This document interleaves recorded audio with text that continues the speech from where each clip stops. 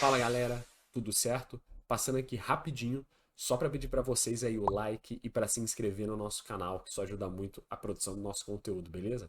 Valeu, espero que gostem aí do vídeo. Fala galera, tudo certo com vocês? Mais um vídeo aqui no nosso canal. E hoje nós vamos cobrir novamente aí o nosso querido Campeonato Brasileiro, que está de fato já entrando na famosa reta final. Tivemos agora nesse fim de semana que se encerrou somente hoje, na segunda-feira, que é quando eu tô gravando esse vídeo, no pós-jogo aí dos jogos de Corinthians e Cuiabá e também o jogo do Vasco, né, que conseguiu uma grande vitória contra o Bahia. Mas a gente fala disso mais no final do vídeo. Vamos começar pelos jogos de sábado, né? A gente teve jogos sábado e depois segunda, porque no domingo foram as eleições aí pelo Brasil afora, então não pode ter jogo. No sábado, às 4h30, tivemos 4 partidas. E partidas bem interessantes, por diversos motivos. A primeira delas, que a gente vai falar um pouquinho, é Grêmio Atlético Goianiense. 3-1 pro Grêmio, né? Como está aqui não, né? Aqui, né? Explícito. Opa, aqui ó. Tadã. Grêmio Atlético Goianiense, 3-1, resultado muito importante, muito importante pro Grêmio, ainda mais devido às circunstâncias do jogo. O Grêmio, obviamente, como todos sabem, tá aí lutando contra o rebaixamento. É verdade que tá um pouquinho mais descolado, né, do que outros times, mas ainda assim tá vivendo nessa sombra e provavelmente vai ficar nela até o fim do campeonato. Então jogar contra o Lanterna por muito e muito provavelmente já rebaixado Atlético Goianiense em casa, 3 pontos certos e 3 pontos importantes. E não foi isso que aconteceu com tanta facilidade assim, né?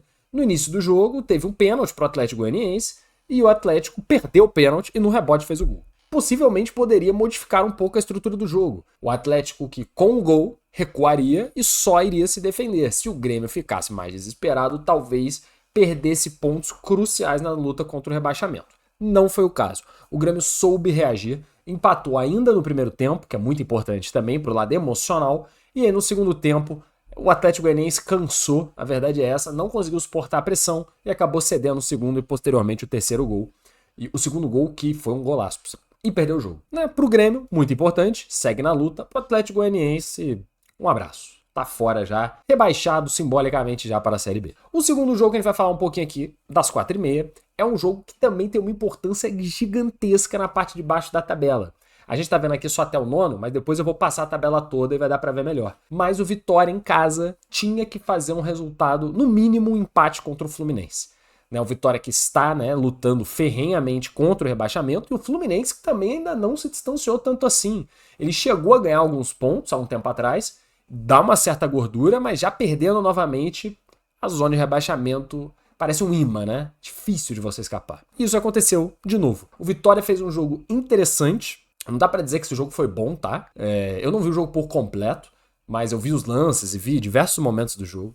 O jogo não foi tão bom no quesito qualidade técnica, até porque os times não estão no seu prime também, né? Mas teve a entrega e o Vitória conseguiu arrancar essa vitória do Fluminense. Né? O Vitória conseguiu arrancar a vitória e somou 3 pontos muito importantes na luta contra o rebaixamento. Tanto que nesse momento, quando acabou essa partida, né? O Corinthians, que ainda não tinha jogado, tinha sido ultrapassado e estava afundado na zona e o Vitória tinha conseguido sair da zona de rebaixamento. Para ver a importância, o tamanho de um jogo como esse, contra um adversário duríssimo e confronto direto, que é o Fluminense. Péssimo pro Flu, que volta a sofrer com a sombra do rebaixamento. Mesmo eu achando que o Fluminense não vai cair, tá?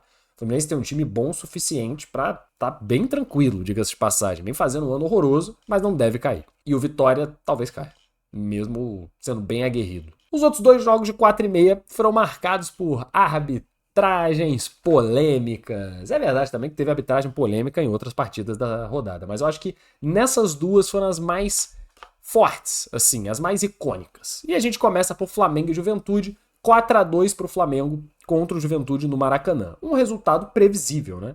Era esperado que o Flamengo vencesse do Juventude, outro time que está ali na berlinda da zona de rebaixamento, lutando rodada a rodada, e o Flamengo ainda talvez vislumbrando um título, só que muito mais provavelmente a vaga do G4, que já é algo muito importante dadas as circunstâncias do ano. O Flamengo sai jogando bem, faz 1-0 e na sequência toma um gol de contra-ataque extremamente bem executado do Juventude, né, uma enfiada de bola, não tinha muito o que fazer, o Juventude sabe jogar assim, tanto que na rodada passada, se eu não me engano, perdeu de 5-3 pro Palmeiras. Então conseguiu agredir o Palmeiras. Só que acaba que também é um time que dá muito espaço.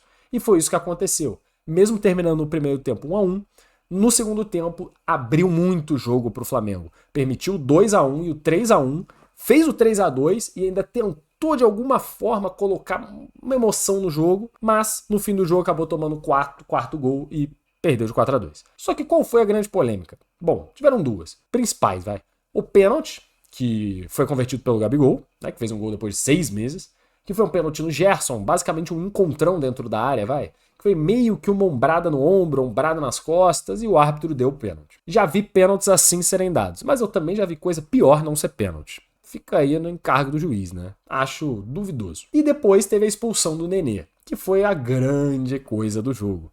O Nenê, que entrou em campo de segundo tempo, jogou 5 minutos e foi expulso por 2 cartões amarelos por reclamação. E aí, isso poderia até ser um tema de um vídeo próprio, então não vou me alongar muito, mas o senhor Braulio da Silva Machado, que já fez isso anteriormente na carreira, algumas vezes, deu cartão amarelo pro Nenê por reclamação, até aí natural, normal, acontece. Só que imediatamente depois ele dá outro cartão e expulsa, falando que ele se sentiu ofendido. E aí, as leituras labiais, né, e o que o próprio Nenê já afirmou, ele fez uma pergunta como: pô, você deu isso, caralho? E o juiz entendeu o palavrão como uma afronta e expulsou o jogador de campo. Assim, não tem a menor condição do senhor Braulio fazer isso, sem querer aparecer. Porque palavrão é dito no jogo. E eu entendo, se o jogador xinga ele, fala, você é isso aqui, você é um não sei o que, bandido e pá, né? Aí eu entendo, pô. Aí de fato você tá agredindo verbalmente o árbitro. Cartão vermelho.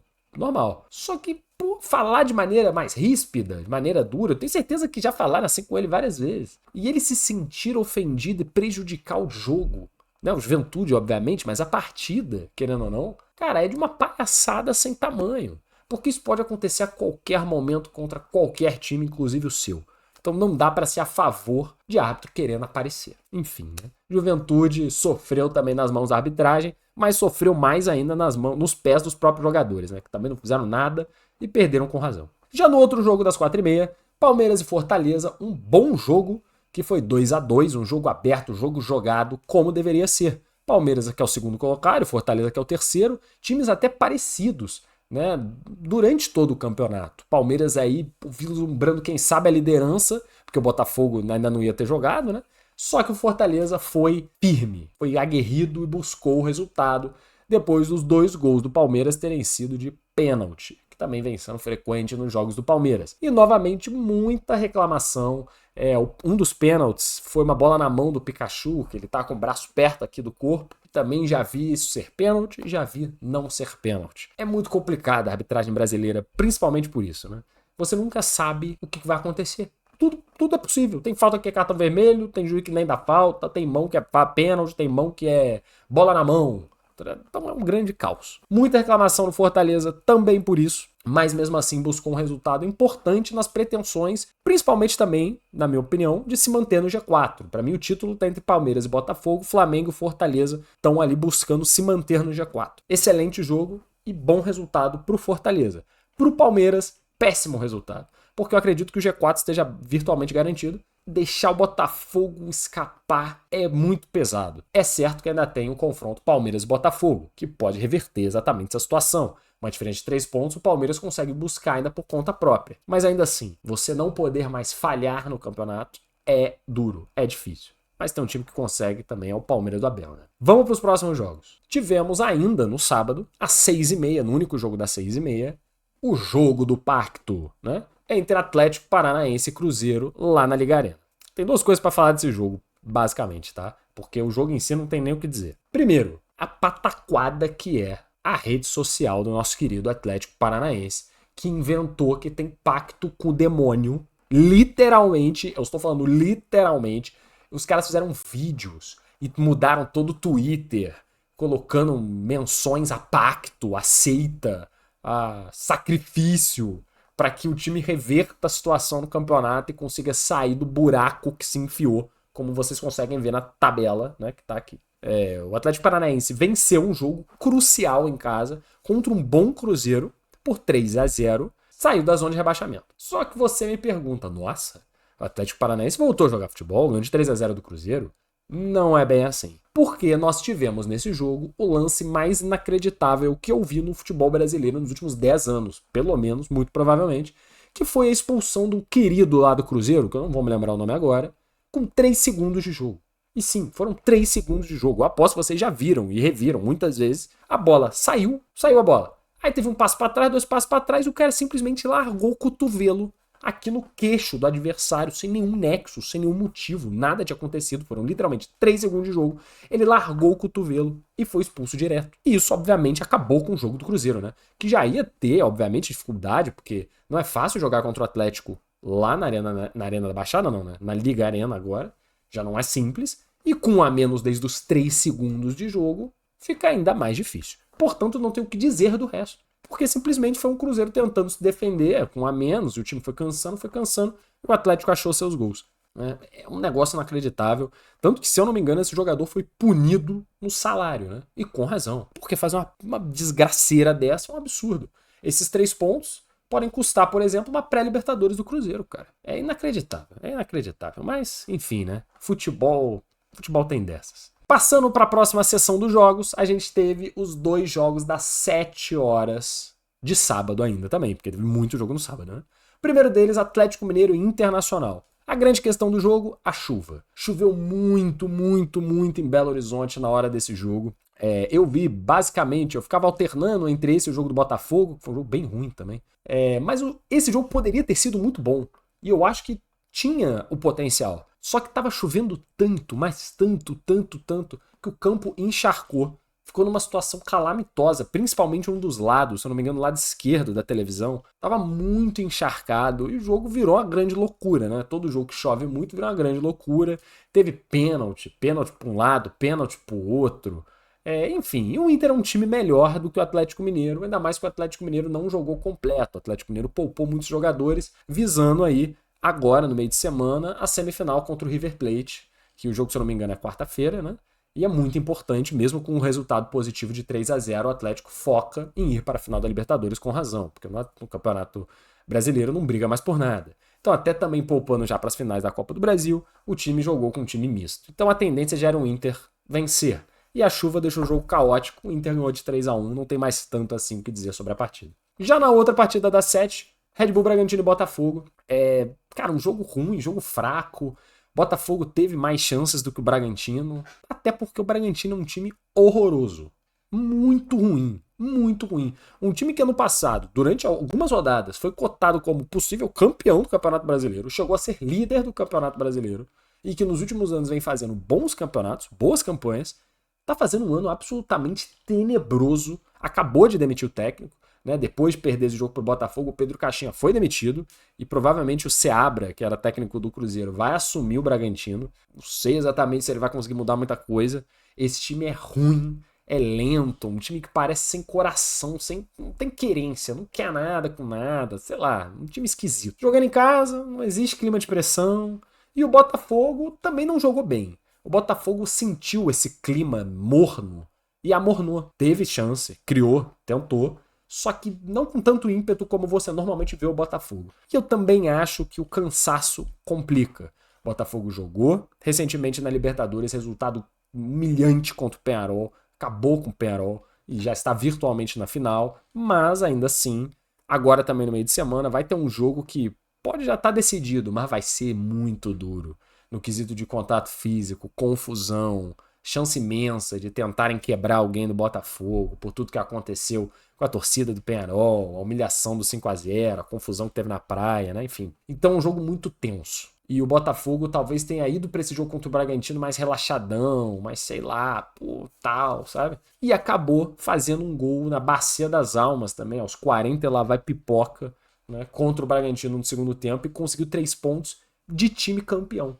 Essa talvez seja o grande ponto do jogo. O Botafogo, que normalmente nos últimos tempos vem deixando a desejar na hora H, nesse jogo fez o que times campeões fazem. Jogam mal e ganham 3 pontos. Nem todo jogo o time campeão vai jogar bem, só que o time campeão vai vencer. E foi isso que o Botafogo fez. Ele conseguiu 3 pontos que podem ser os que dão o título para ele muito breve. Para fechar o sábado, Criciúma e São Paulo. Esse jogo também foi muito doido, porque o Criciúma, na minha opinião, jogou melhor do que o São Paulo. Criou mais do que o São Paulo, pressionou o São Paulo diversas vezes diversas vezes e abriu o placar num lance absolutamente patético do zagueiro Arboleda, que, assim, já era um bate-rebate bizarro. E o cidadão chutou o chão, era ele e o goleiro. Aí, em vez do goleiro sair, ele que foi. E em vez de cortar a bola, ele chuta o chão, a bola passa nos pés do Viseu, sem goleiro no meio da pequena área. Um lance absolutamente bizarro, totalmente na conta do nosso queridão Arboleda, né?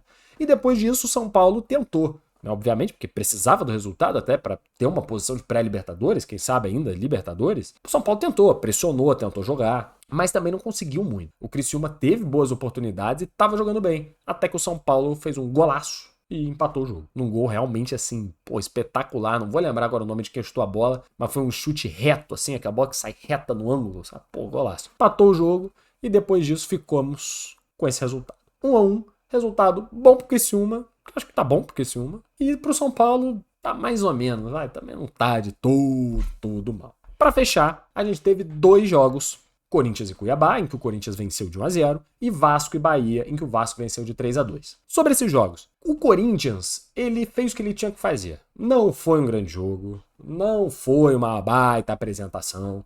O Cuiabá teve uma ou outra oportunidade de, quem sabe, fazer alguma coisa, só que bateu de novo na tecla do o Cuiabá é muito ruim. Muito ruim. Junto com o nosso querido Atlético Goianiense, para mim o Cuiabá já está rebaixado. Falta até vontade. E o Corinthians se aproveitou dessa fraqueza absoluta do Cuiabá e mesmo fazendo um jogo bem mais ou menos, conseguiu os 3 pontos, que é tudo que o Corinthians precisa agora. Não precisa jogar bem, não precisa fazer show, ele precisa de 3 pontos contra qualquer adversário. 3 pontos. E esse jogo era o melhor para ele conseguir. É contra um adversário fraco, virtualmente rebaixado, em que 3 pontos são relativamente tranquilos e vão fazer muita diferença. Tanto que o Corinthians, que estava na zona, conseguiu dar aquele respirinho pequenininho e está agora em 15º a 1 ponto. É uma luta que vai ser até o final, porque, se repararem aqui, em 18º o Juventude está com 34 pontos e em 11º o Grêmio tem 38 pontos. Então, do 12º, que é o Criciúma, com 37, até o 18º, você tem aí 3, 4, 5, 6, 7 times brigando por 2 vagas de rebaixamento com uma vitória de distância. É muito pouca coisa. É muito pouca coisa. Dependendo de combinação de resultado, o Fluminense está na zona de rebaixamento, cara. Em uma rodada. E o Atlético Paranaense está devendo o jogo. Então vai ser briga de foice no escuro até o fim. E para fechar, Vasco e Bahia, hoje, né? Tô gravando isso ainda na noite de segunda-feira. Fez um grande jogo contra o Bahia, mas no final não podia deixar de ser um pouco Vasco também. Em São Januário, um início de jogo avassalador. Vasco faz 1-0 e na sequência o 2-0 e não muito tempo depois o 3-0. Né? Assim, na metade do primeiro tempo já estava 3-0 pro Vasco e tudo indicava que, bom, o Vasco demoliu o Bahia no início do jogo e agora vai segurar o jogo e o Bahia já não vai estar com aquela vontade toda, acabou. O Vasco conseguiu uma vitória impressionante contra um excelente time do Bahia. Só que aí no final do primeiro tempo o Bahia achou um gol, beleza? E na volta do segundo tempo o jogo ficou mais emboladão, né? O jogo fica mais picotado, até que o Bahia consegue o segundo gol. E aí, meu amigo? E aí o Bahia vem pra cima. Nos últimos 10, 15 minutos, o Bahia vem com tudo pra empatar. E acontece o segundo lance, segundo. Porque tivemos 3 lances absurdos, né? A cotovelada aos 3 segundos, o Arboleda chutando o chão e o que aconteceu nesse jogo. Que talvez seja pior do que o Arboleda chutando o chão. Que foi um lance aos 40 e lá vai pipoca, 45, 6 segundos, 48 do segundo tempo. Em que tem um cruzamento na área, um jogador do Bahia chuta pro gol, assim, aquela bola escorada pro gol. O Léo Jardim faz uma defesa monumental, só que a bola volta pro jogador do Bahia, sem goleiro, de frente pro gol. Coisa de 1 metro do gol. Bastava empurrar, de joelho, de canela. E o cara conseguiu fazer isso pra fora. Tipo assim, um lance sabe aqueles lances que você literalmente já viu o gol? A bola não entrou, mas já foi gol. O seu cérebro já computou o gol. Só que a bola sai e aí você fica alguns segundos sem compreender o que está acontecendo, enquanto tem um monte de jogador estirado no chão, incrédulo. Pois é, foi isso que aconteceu. Um lance bizonho, recomendo reverem, porque realmente é chocante. Chocante a ruindade do nosso colegão que fez isso aí e jogou 1 ponto fora pro Bahia, né? Porque seria o 3-3 do empate. Bom, dito isso, vamos passar rapidinho na tabela. Do 1º ao 9º, a famosa primeira metade da tabela, a gente tem nessa ordem, né? Botafogo, Palmeiras, Fortaleza, Flamengo, Internacional, São Paulo, Bahia, Cruzeiro e Vasco. As disputas são entre Botafogo e Palmeiras na liderança. Pelo G4, Fortaleza, Flamengo, Inter e São Paulo ainda estão buscando essas vagas diretas, que vão ser 2, talvez mais. Né? Se o Botafogo for campeão da Libertadores ou o Flamengo campeão da Copa do Brasil, se abrem mais vagas diretas na Liberta. Para as vagas indiretas, né? Você tá aí nessa disputa, Inter, São Paulo e, na minha opinião, o Bahia, talvez o Cruzeiro, ainda estão disputando aí essas vagas, principalmente se abrirem mais de pré-Libertadores. Depois disso, a gente tem o Vasco fechando aí a 9ª posição, que eu acho que vai ficar mais ou menos aí mesmo na Sul-Americana, sem muita história. Na segunda metade da tabela, o Atlético Mineiro, o famoso time do 10º lugar, que não quer mais nada com nada no campeonato, mas que vai ganhar ponto porque é um time bom, né? Tá em 10º, seguido dos times que estão brigando pelo rebaixamento a ferro e fogo. O Grêmio, com um pouquinho mais de distância, com 38 pontos, tá em 11º, e aí a galera que tá desesperada. Criciúma, Fluminense, Vitória, Corinthians, Atlético Paranaense, Bragantino, Juventude e os 2 que para mim já caíram, Cuiabá e Atlético Goianiense. Né? O Criciúma tem 37 pontos, seguido do Fluminense com 36, o Vitória com 35, Corinthians com 35, o Atlético Paranaense com 34, um jogo a menos. E aí na zona com 34 também, Bragantino e Juventude. Cuiabá com 27 pontos, já tá muito longe, tá 7 pontos de sair da zona, faltando aí, 8 jogos para acabar? 7 jogos para acabar o campeonato? Muito difícil. 7 jogos. 7 pontos, 7 jogos para um time que fez 27 em 31. E o Atlético Goianiense que tem 22 pontos em 31 jogos, realmente esse aí já foi, né? E esse é o nosso querido Campeonato Brasileiro. Espero que vocês tenham gostado do vídeo. Tá entregue então a 31ª rodada. Ainda vamos voltar com mais algumas rodadas do campeonato e mais pro final para fazermos a análise e eu vou fazer uma simulação em breve do restante do Campeonato Brasileiro para ver se eu vou acertar essas últimas 5 rodadas. Quando tiver faltando 5 rodadas, eu vou fazer uma simulação para ver se eu vou cravar os 20 times posicionados de maneira correta. Espero que vocês tenham gostado do vídeo. Um forte abraço e até a próxima.